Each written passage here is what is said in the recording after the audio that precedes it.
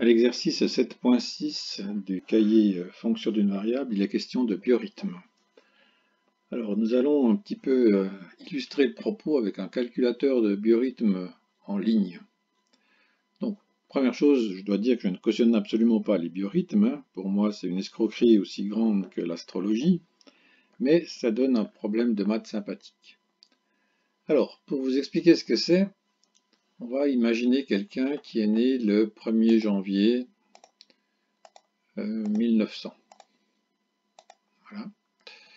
Donc voilà que seraient ces biorhythmes actuellement, donc en juin 2020. Bon, imaginons qu'ils sont encore en vie, hein.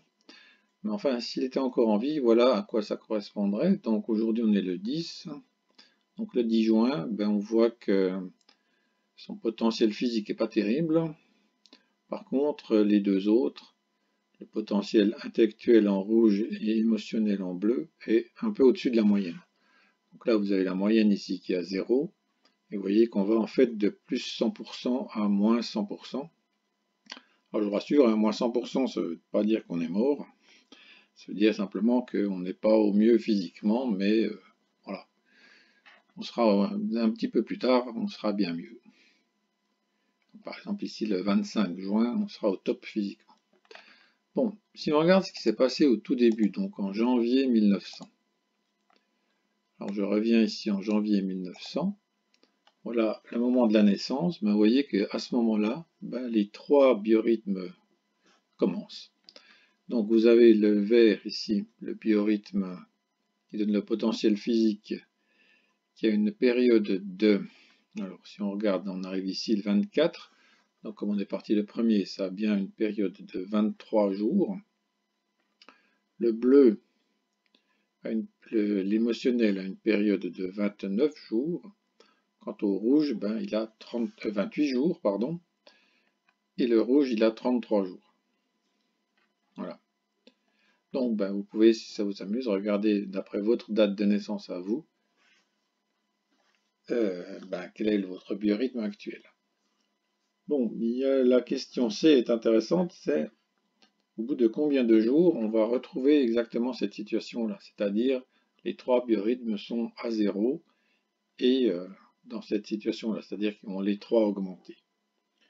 Alors si j'avais fait le calcul, vous avez remarqué que ça fait à peu près 58 ans et 2 mois. Donc on va vérifier ici. Si on est en janvier 1900, donc là il faudra être en 1958 et être au mois de mars.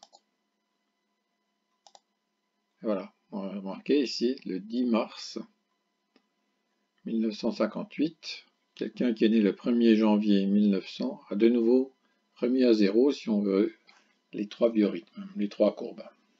On peut vérifier hein, en regardant encore 58 ans plus tard, ça va nous mener en mai 2016. Alors en mai 2016, voyez, on retrouve ça le 16 mai 2016. Voilà. Alors, vous me demandez souvent quel jour je suis né. Alors je ne vais pas vous le dire, mais si vous voulez calculer, je vais vous donner une indication.